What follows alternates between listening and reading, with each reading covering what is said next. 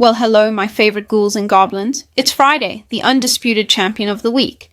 You made it through the chaos, the coffee crashes, the what day is it again moments, and now it's your time. So, what's the weekend plan?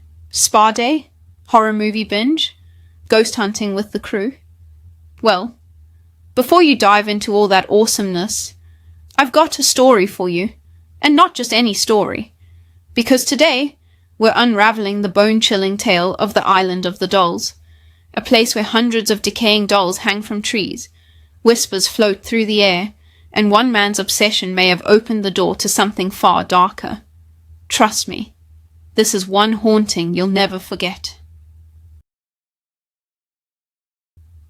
Our story begins in the 1950s with a man named Don Julián Santana Barrera. Seeking solitude, Don Julián left his family and settled on a small remote island in the canals of Xochimilco, Mexico. His reasons remain a mystery, but what followed is the stuff of legend. Shortly after his arrival, Don Julián discovered the body of a young girl who had drowned under mysterious circumstances. Nearby, a doll floated in the water.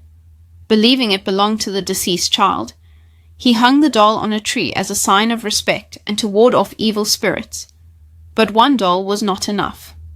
Don Julián became convinced that the girl's spirit was restless, and that more dolls were needed to appease her. He began collecting discarded dolls from the canals and trash heaps, hanging them throughout the island. Some were missing limbs, others were decapitated, but all were placed with a singular purpose: to protect the island from malevolent forces. Over the next 50 years, Don Julián's obsession grew. He scoured the canals daily, searching for more dolls. He even traded his homegrown vegetables for them. The island transformed into a macabre sanctuary, with dolls hanging from trees, nailed to walls, and scattered across the ground. Locals began to notice his peculiar behavior. Some believed he was driven mad by isolation. Others thought he was genuinely haunted. Don Julián claimed to hear whispers in the night, footsteps in the darkness, and the anguished cries of the drowned girl. His crops failed, and he attributed this misfortune to the displeasure of the spirit. Visitors who braved the journey to the island reported unsettling experiences.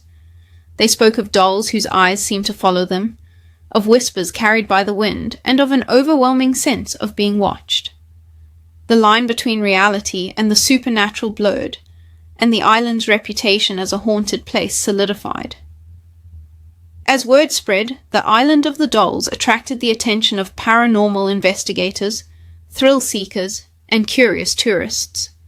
Many reported eerie phenomena, dolls moving their heads, opening their eyes, or even whispering to one another.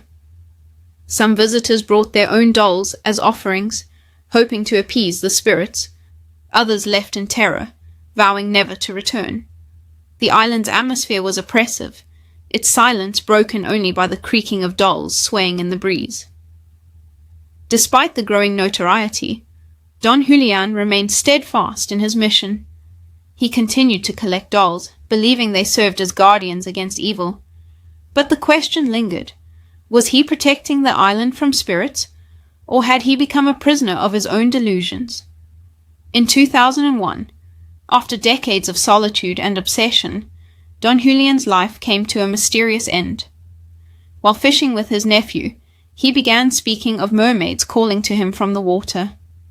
Moments later, he suffered a heart attack and drowned in the same canal where he had found the drowned girl years earlier.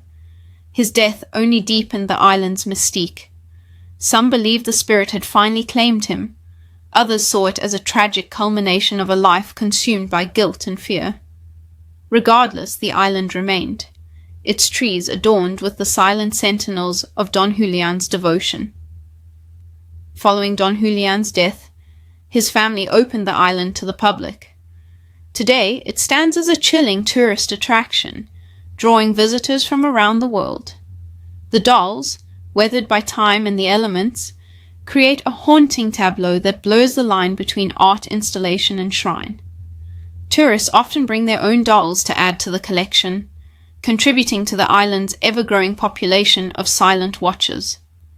Some seek thrills, others come in search of spiritual experiences. Regardless of intent, few leave unaffected by the island's eerie ambience. The Island of the Dolls serves as a stark reminder of the power of belief, the depths of human obsession, and the thin veil that separates the living from the dead. The Island of the Dolls is more than a collection of decaying toys. It's a testament to the human need to find meaning in tragedy. Was Don Julián haunted by a restless spirit, or by his own conscience?